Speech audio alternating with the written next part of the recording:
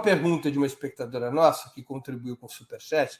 Lembro, pessoal, de que nós estamos dando prioridade a colocar aos nossos convidados perguntas de quem contribui com Superchats, que para nós é muito importante. Então, sigam o exemplo de quem contribui. Eu vou aqui trazer a pergunta da Cecília MB, que está sempre nos ajudando, sempre participando dos nossos programas. A Cecília pergunta: Leonel, o Brizola era um político popular. Quais são os pontos de intersecção dessa figura política com outro líder popular, Lula? A forma de pensar, viver, se parece?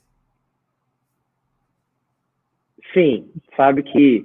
Eu vou contar uma história. Uma vez,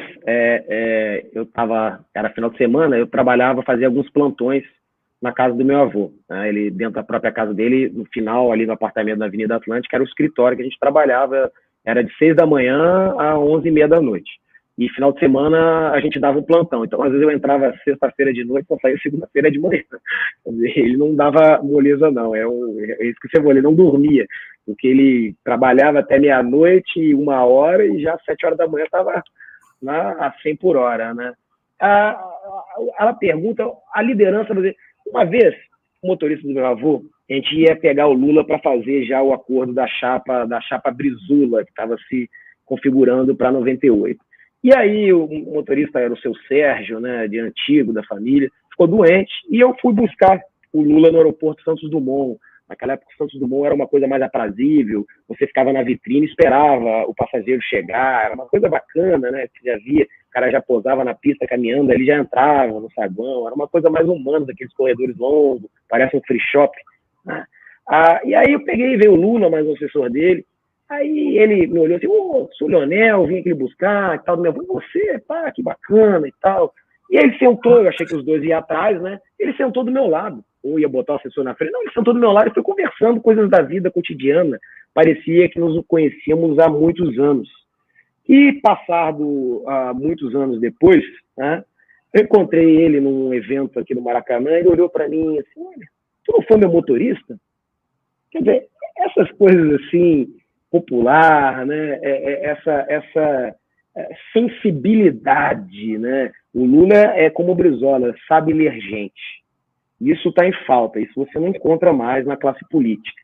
Né? Você vê ele andar aqui na favela do Rio de Janeiro, entrar no botequim, conversar com o dono, tomar um café ali, pá, de uma simplicidade, isso a gente não encontra mais. Essa coisa simples, ou seja, identificado com a raiz do povo, e todos os dois têm uma trajetória de muita adversidade na vida, né? Seja o Brizola e o Lula, passaram por muitas adversidades, né? O Lula, talvez, pela configuração do Nordeste, tem uma configuração mais aguda até do que o Rio Grande do Sul, embora muita miséria, mas não há aquela extrema da questão da fome, né? Mas são dois que, de fato, né? O Brizola acabou adentrando outro caminho pela educação e se formando e trabalhando nesse sentido, e o Lula mais nessa questão de curso técnico, profissionalização, né, e liderança sindicais. Então, são figuras que se entrelaçam na nossa história, no cotidiano da vida e na prática política. A prática política mostra, né, de fato. Em 100 anos, um breve comentário, em 100 anos, a esquerda brasileira teve 3 líderes nacionais que se entrelaçaram, quase que trocando de geração. Né? O Prestes, numa primeira etapa, o Brizola e depois o Lula. E sempre que houve a transição geracional, houve uma rusga entre quem vinha e quem estava chegando. Houve entre Prestes e Brizola uma tensão. No fim da vida, confluíram. Também houve uma tensão entre Lula e Brizola. Era normal, porque era uma troca de geração, não era apenas uma questão política, foi uma troca geracional.